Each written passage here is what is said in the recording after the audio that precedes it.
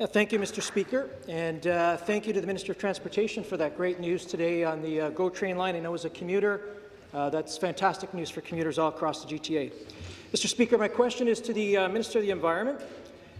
Ontario recognizes the importance of a clean environment and preserving that for generations to come, and we recognize the very real challenges that climate change presents to that.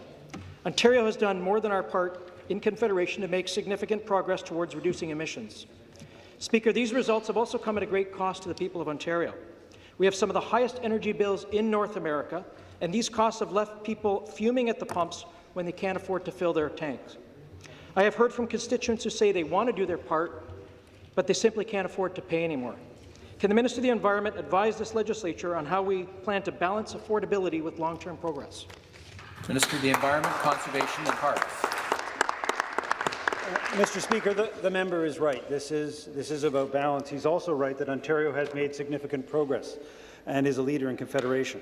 While Canada's emissions declined by just 1.5% since 2000, Ontario's emissions dropped by more than 20%, and compared with an average decrease of 4.7% across the OECD.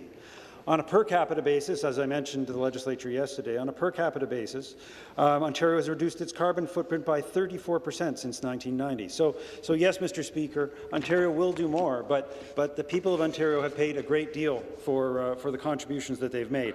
That's one of the reasons that we eliminated the previous government's cap-and-trade carbon tax.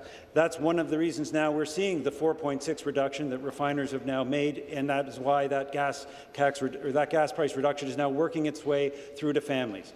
As the member rightly said, this is about balance. It is about balancing the needs of families with the legitimate and important priorities we have around the environment.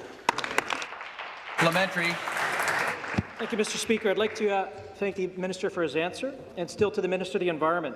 Speaker, I'm glad to hear the Minister recognizes the importance of a balanced approach.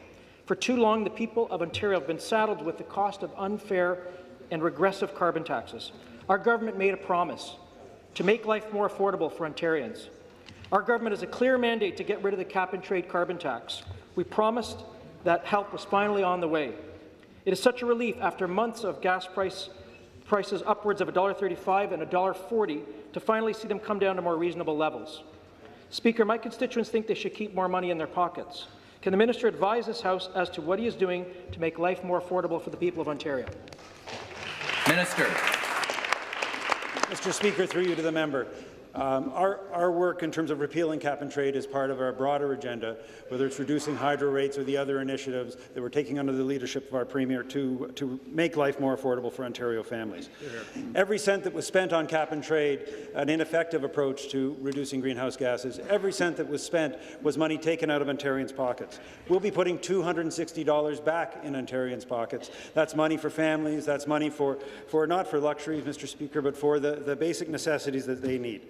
We will be coming forward with a Made in Ontario approach that balances the needs of the economy, the important priorities of reducing greenhouse gas, cleaner air, cleaner water, but also the pocketbooks of Ontarians. Mr. Speaker, our priority is a plan that works for Ontarians, that works for the environment at the same time.